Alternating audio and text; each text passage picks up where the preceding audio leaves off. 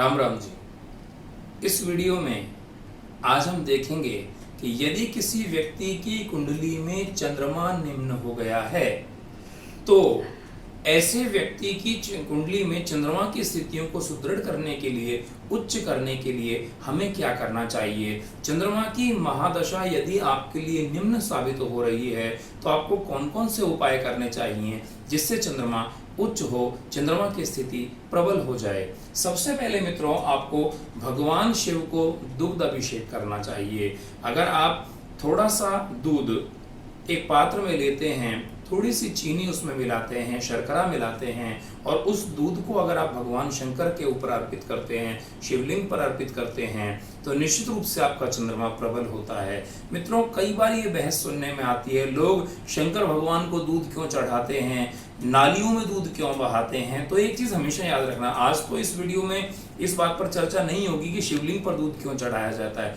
मैं बताऊंगा इसके बारे में। लॉजिकल चीज है, साइंस है, निश्चित रूप से मानने वाली बात है। बहस सिर्फ वो लोग करते हैं जिन लोगों को धर्म से आपत्ति होती है, जिन लोगों को अच्छी चीजों से आपत्ति होती है। पहली चीज तो आप ये मान कर चलें कि कभी भी शिवालय की जो जलेरी होती है, जिससे जल बाहर आता है, वो जलेरी, आपको बता देता हूं, भगवान शंकर पर चढ़ने वाला जल गंगा जल बन जाता है, भगवान शंकर के शीश पर चढ़ने वाला जल गंगा जल बन जाता है और गंगा जल नालियों में नहीं बहाया जाता है। आप किसी भी प्राचीन मंदिर में जाएं, क्योंकि प्राचीन काल में मंदिरों की जो स्पेशल विशेष वास्तु होती थी, उनके आधार पर मंदिरों का निर्माण किया जाता था। पॉजिटिविटी जनरेट करने के लिए मंदिरों का निर्माण किया जाता था और वो जलेरियां कभी भी नाली में नहीं जाती थी। ये ध्यान रखें, कभी भी जलेरी का जल नालियों में नहीं जाता है। इसीलिए जब भी मंदिर का निर्माण किया जाता है तो प्रबुद्ध ज्योतिषियों से, बड़े बड़े पंडितों से, बड़े बड़े जानकारों से इसीलिए सलाह ली जाती है मंदिर के वास्तु की, जिससे कि किसी प्रकार की नकारात्मकता पैदा ना हो। तो मंदिर का जो जल होता है शंकर भगवान का या दुग्ध होता है, कभी वो नालियों में नहीं जाता है। ये बात अच्छी तरह से ध्यान रखें। शंकर भगवान को दूध अभिषेक करें, दुग्ध का दान करें, आप दूध का दान करें, जरूरतमंद लोगों को आप दूध का दान करें, आप ब्राह्मणों को दूध का दान करें, निश्चित रूप से आपका चंद्रमा प्रबल होता है। आप मंदिर में जहां पर प्रसाद बन रहा है, यदि आप वहां पर दूध और चावल का दान करते हैं तो निश्चित रूप से आपका चंद्रमा प्रबल होता है। मोती धारण करें। आपको यदि चंद्रमा आपका निम्न है तो मित्रों, आपको कनिष्ठिका अंगुली में मोती का जो है धारण करना चाहिए, मोती पहनना चाहिए आप लोगों को, और चांदी धारण करनी चाहिए। यदि मोती किसी भी कारण से आप नहीं पहन पाते हैं, आप अफोर्ड नहीं कर पाते हैं, तो आपको चांदी से बना हुआ एक छल्ला अपनी कनिष्ठिका उंगली में पहनना चाहिए या चांदी से बनी हुई चेन आपको अपने गले में पहननी चाहिए। चांदी का दान करना चाहिए। यदि आप सक्षम हैं तो आपको चांदी का दान करना चाहिए। किस प्रकार से दान कर सकते हैं? आप भगवान कृष्ण को मुरली का दान करें, मुरली चढ़ाएं। हम दान तो क्या कर सकते हैं भगवान को, हम एक चांदी की मुरली या बांसुरी बनवाएं, उस चांदी की मुरली या बांसुरी को आप भगवान कृष्ण को समर्पित करें। इससे पति और पत्नी के मध्य प्रेम बनता है। व्यवहार आपको, अगर आप अंतर्मुखी हैं, अपने आप को किसी के सामने एक्सप्रेस नहीं कर पाते हैं, तो आप चांदी की मुरली, यदि आप सक्षम हैं तो चांदी की मुरली का, बांसुरी का आप दान करें। निश्चित रूप से आपकी प्रतिभा विकसित होगी, इसमें कोई दो राय नहीं है। पति पत्नी के मध्य संबंध अच्छे होंगे।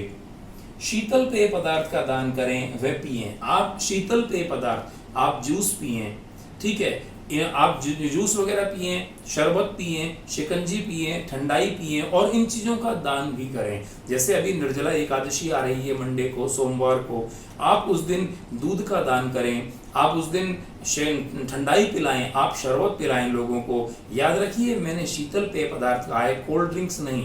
कोल्ड ड्रिंक कभी भी शीतल पेय पदार्थ हो ही नहीं सकता। ये तो अंग्रेजी कल्चर है जहां फायदा नहीं है, नुकसान है। सिर्फ और सिर्फ एडवर्टाइजमेंट के कारण हम ऐसा करते हैं, उनको पीते हैं। जबकि आप ठंडाई पिए, आप शरबत पिए, आप शिकंजी पिए, आप नींबू पानी पिए, सिंपल पानी पिए, यही आपको फायदा करता है। इन्हीं चीजों का आप दान भी करें। देर रात्रि तक न जागें। यदि आपका चंद्रमा कमजोर है तो आपको देर रात्रि तक नहीं जागना चाहिए, इससे चंद्रमा और कमजोर हो जाता है। तो चंद्रमा को प्रबल करने के लिए जल्दी सोना और जल्दी उठना ये एक अच्छा कारक माना जाता है। माँ व सास की सेवा करना, आप चाहे स्त्री हैं या पुरुष, आप कोई भी हैं, लिंग का कोई भेद नहीं है, चाहे आप स्त्री हैं या पुरुष हैं, यदि आप अपनी माँ की और अपनी सास की निस्वार्थ भाव से सेवा करते हैं तो निश्चित रूप से आपका चंद्रमा प्रबल हो जाता है। पूर्णिमा के दिन आप शाम के समय खीर बनाएं। इस खीर को चंद्रमा की रोशनी में रखें और वो ठंडी हो जाने पर घर के सभी सदस्य उस खीर को अगर खाते हैं तो निश्चित रूप से आपका चंद्रमा उच्च हो जाता है। छोटे बालकों को यदि आप वो खीर खिलाते हैं तो उनको चंद्रमा की समस्याएं जो हैं, चंद्रमा से जो जनित रोग होते हैं वो कभी नहीं सताएंगे। भगवान के इसके आगे है माता द्वारा दी गई चांदी जो है उसको हमेशा सहेज कर रखें। यदि आपकी माता ने आपको चांदी दी है तो आप उस चांदी को हमेशा सहेज कर रखें, इससे आपका चंद्रमा उच्च होता है। माता के द्वारा दी गई चांदी को यदि कोई व्यक्ति बाजार में बेचता है तो चंद्रमा निम्न हो जाता है। इसके आगे सफेद वस्त्र पहने। सफेद वस्त्र, चूंकि चंद्रमा का रंग सफेद रंग है, आप सफेद रंग के वस्त्र पहने। सफेद वस्त्र दान करें, चावल का दान करें, कपूर का दान करें, निश्चित रूप से आपका चंद्रमा उच्च होता है।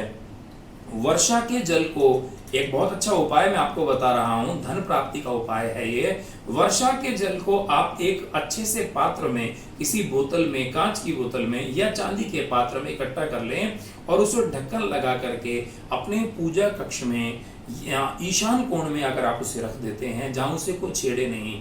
ऐसा पात्र जब तक रखा रहेगा और जब तक उसके अंदर जल है, अगर उसका जल कम हो जाए तो उसमें और डाल दें और भर दें। ऐसा पात्र जब तक आपके पूजा स्थल के ईशान कोण में रखा रहेगा, आपके घर में कभी पैसों की कमी नहीं आएगी। जल को बर्बाद नहीं करना चाहिए। यदि आप पानी को बर्बाद करते हैं तो चंद्रमा नाराज होता है, रुष्ट होता है, नीचे आता है। तो मित्रों, यदि आप इन चीजों को ध्यान देते हैं तो निश्चित रूप से आपका चंद्रमा प्रबल हो जाएगा और आप अपने जीवन में अच्छी उन्नति करेंगे। इसी आशा के साथ इस वीडियो को यहीं समाप्त करता हूं। मैं ये उम्मीद करता हूं कि चैनल को लाइक करेंगे, सब्सक्राइब करेंगे, शेयर करेंगे। इसी उम्मीद के साथ मिलते हैं अगले वीडियो में। तब तक के लिए राम राम जी।